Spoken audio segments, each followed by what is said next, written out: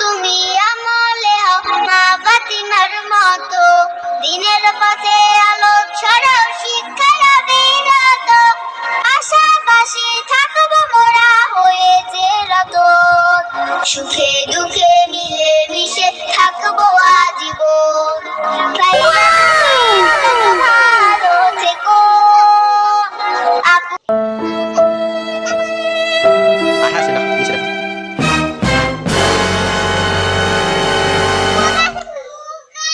Huh?